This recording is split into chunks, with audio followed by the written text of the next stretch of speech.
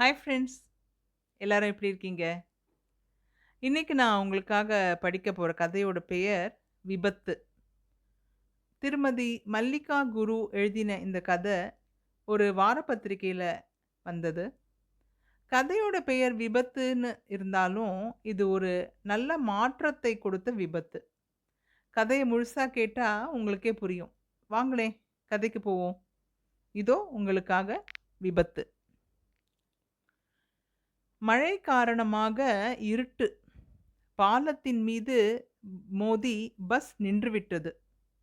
Bus புழுக்கத்தை விட்டு வெளியே வந்தேன்.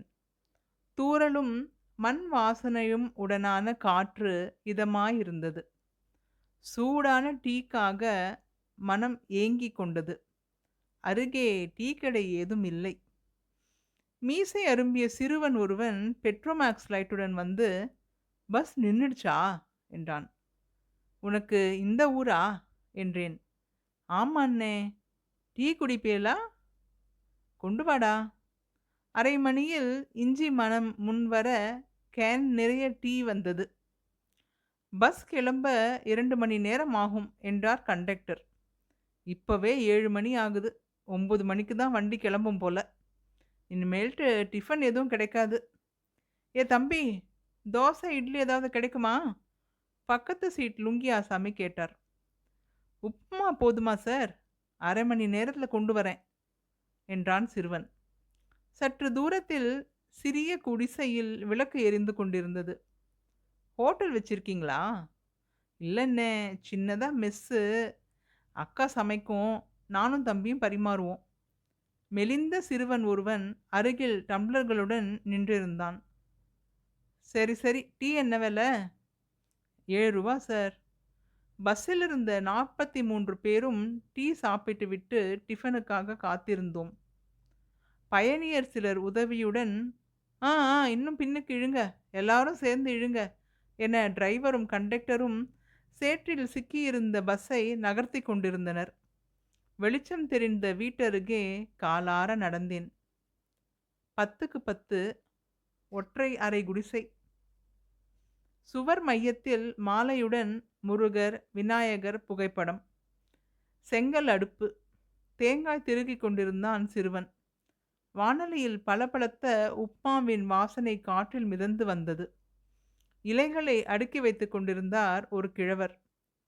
தூக்கி முடிந்த கூந்தல், இழுத்து செருகப்பட்ட புடவை, வியர்வை வழிந்த நெற்றி. கிழவரின் பேத்தி போல. உப்புமாவை பெரிய தூக்கில் மாற்றிக் கொண்டிருந்தவளுக்கு 20லிருந்து 22 வயது இருக்கலாம். களையான அவள் முகத்தில் அசாதாரண தீவிரமும் உறுதியும் கோட்டையை பிடிக்கப் போகும் தளபதி போல் இருந்தது. உப்புமா வாசனை பசியை கிளறி நாக்கு ஊறியது. மாமா, நீங்களும் ராமுவோட போய் உப்புமா கொடுத்துட்டு வரியலா? சரிம்மா. இலை சட்னி தூக்குடன் கிழவர் கிளம்ப என்னிடம் பேசிய சிறுவன் உப்புமா வாளியுடன் பின்தொடர்ந்தான். குட்டி பையன் தோளில் தண்ணீர் குடம். என்கிட்ட கொடுங்க தாத்தா, நான் பஸ்ல வந்தவன் தான். சட்னி தூக்கை அவரிடமிருந்து பிடுங்கிக் கொண்டேன். எல்லோருக்கும் சுட சுட உப்புமாவும் சட்னியும் அவரவரிடம் தேடி வந்தது. பேஷ் பேஷ், மழைக்கு அருமையா நல்லா இருக்குங்க. மழையால இன்னைக்கு கடை இல்லையா? நான் இந்த பக்கம் அடிக்கடி வந்திருக்கேன். உங்க கடையை பார்த்ததில்லையே. தம்பி, இன்னொரு கரண்டி உப்புமா போடுங்க. தம்பி, எனக்கு தண்ணி கொடுங்க. எனக்கு சட்னி என ஆளாளுக்கு கேட்டனர். இலையுடன் கிழவர் அருகே நின்றிருந்தேன். உங்களுக்கு இந்த ஊரா தாத்தா? ஆமோதிப்பாக தலை அசைந்தது. அக்கம் பக்கம் வீடுங்க இல்லையா? கொஞ்சம் தள்ளி இருக்கு. ஒரு பெரிய கவரில் சாப்பிட்ட இலைகளை சின்ன பையன் சேகரிக்க, பெரியவன் சிந்தியிருந்த உப்மா சட்னியை ஒரு துணியால் சுத்தம் செய்தான். கண்டக்டருக்கும் டிரைவருக்கும் வயிறும் மனமும் நிறைந்தது. அவர்கள் பேச்சில் பணிவும் செயல்களில் ஒழுங்கும் முழுமையாக இருந்தன.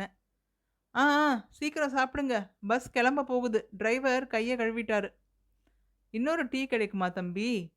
இதோ வந்துட்டுருக்கு. டீ கேனை தரையில் வைத்து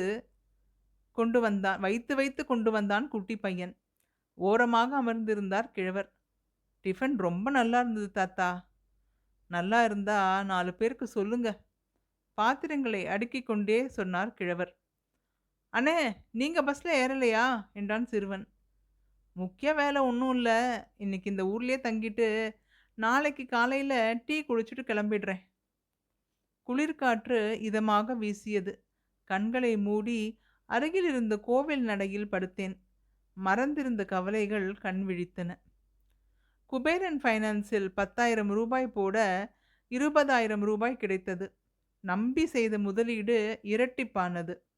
மளிகை கடையில் உழைப்பது வேப்பங்காயாக கசந்தது. வீட்டையும் கடையையும் ஃபைனான்ஸில் அடமானம் வைத்து 10,00,000 கொடுத்த 3ஆம் நாள் நிறுவனம் மாயமானது. புகார் தர சொல்லி போலீஸ் விசாரித்தனர். ஃபைனான்ஸில் முதலீடு செய்திருந்த 10,00,000 ரூபாயும் போய் 2 ஆண்டுகள் ஆகிவிட்டது. 10 ஆண்டு உழைப்பின் பலனை இழந்து நடுத்தெருவில் நின்றிருந்த போது தவறு புரிந்தது.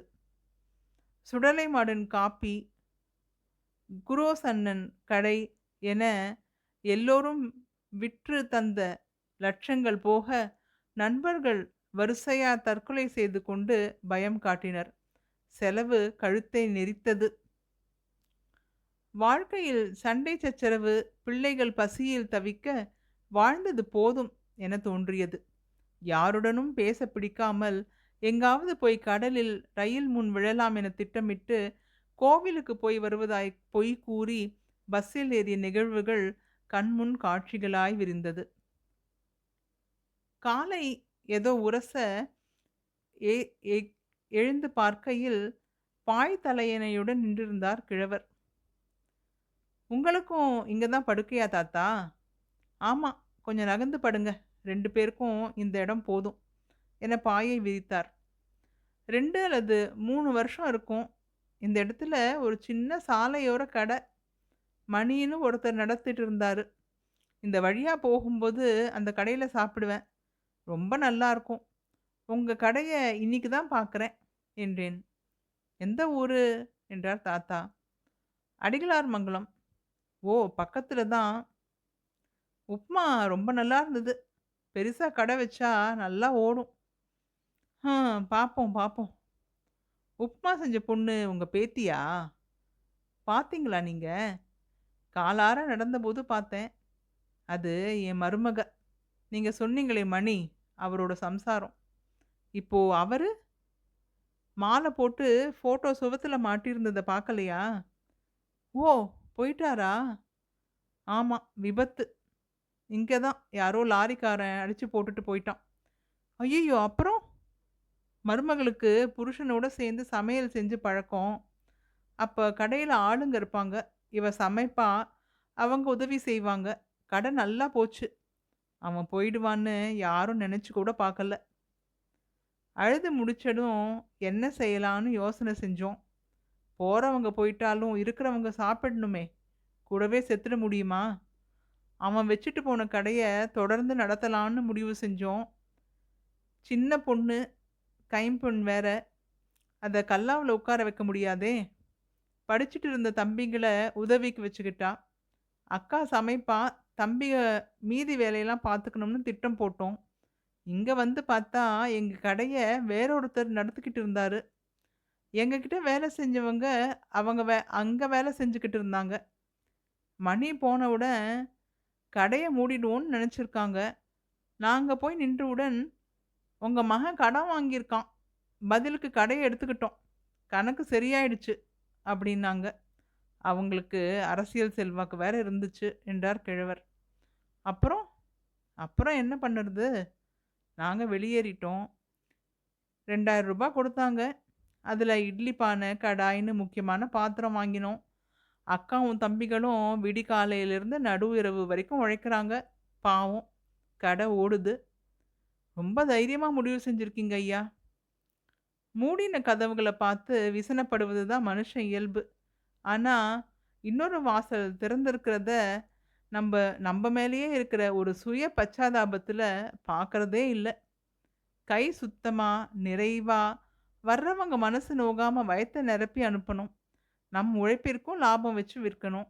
நேர்மை, உழைப்பு, திறமையை வச்சு முன்னேறணும்னு முயற்சி செய்கிறோம். இப்போ பசங்களும் சமைக்க கற்றுக்கிட்டாங்க. இந்த வருஷம் பள்ளிக்கூடத்துல சத்துணவு செய்து தர சொல்லி வாய்ப்பு வந்திருக்கு. கோவில்ல பிரசாதம் செஞ்சு கொடுக்க ஒப்பந்தம் போட்டிருக்கோம். கேஸ் சிலிண்டர் அடுத்த மாசம் வருது.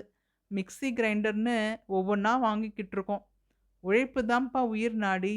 அதுல நம்பிக்கை வச்சா எந்த கஷ்டத்தையும் சமாளிக்கலாம் என்றார். பேச வாய் இழந்து நின்றேன். அந்த சின்ன பெண்ணுக்கு இன்றைக்கெல்லாம் இருந்தால் 20 வயசு இருக்குமா? படித்தவள் போல் தெரியவில்லை. பெரியவனுக்கு 15 வயசு இருந்தா அதிகம். தம்பியாம். 20 வயதுல புருஷன் மரணம். 2 தம்பிகளும் கிழவருமே ஆதரவு. யாரிடமும் பணம் இல்ல. ஆனாலும் நெஞ்சில் உரமும் நேர்மை திறனும் மாளாத உழைப்பும் துணிவும் துடிப்பும் இருக்கு. ஏன் இவை எதுவுமே என்கிட்ட ஏன் இல்ல? என்ன நம்பி வந்த பெண்ணையும் பெற்ற பிள்ளைகளையும் நிராதரவா விட்டுட்டு நான் மட்டும் தப்பிக்க ஏன் யோசிச்சேன்? சுயநலமா? கோழைத்தனமா? ஒரு சின்ன பெண்ணால் முடிஞ்சது என்னால் முடியாதா? கிழவர் சொன்னாரே, வாழ்க்கை இன்னொரு வாசலை திறந்து வைக்கும்னு. அது இதுதானோ? எத்தனை பெரிய தவற செய்ய இருந்தேன். மூடிய கண்ணோரம் நீர் கசிந்தது. அப்படியே ஊருக்கு திரும்ப முடிவெடுத்தேன். காலையில் கோவில் குளத்தில் முகம் கழுவி நிமிர்ந்தேன். டீயுடன் நின்றிருந்தான் சின்ன பையன். பஸ் நிறுத்தம் எங்கப்பா இருக்கு? பக்கத்துல தானே. பஸ் இங்க தான் நிற்கும். ஏறிக்கங்க. நீங்க போகிற இடத்துக்கு போய் சேர்ந்துடலாம். பஸ் நிறுத்தம் வரை வந்து வழிகாட்டி சென்றான் சிறுவன். என்ன ஃப்ரெண்ட்ஸ், எப்படி இருந்தது விபத்து? க கதையோட நாயகனை பொறுத்த வரைக்கும் இது ஒரு நல்ல விபத்து தானே. அந்த பழைய ஆட்டோகிராஃப் படத்தில் வர்ற பாடல் வரிகளை மாதிரி, வாழ்வென்றால் போராடும் போர்க்களமே, நம்பிக்கை நிச்சயம் வெல்லும் ஒரு நாளில் அப்படிங்கிற உண்மை.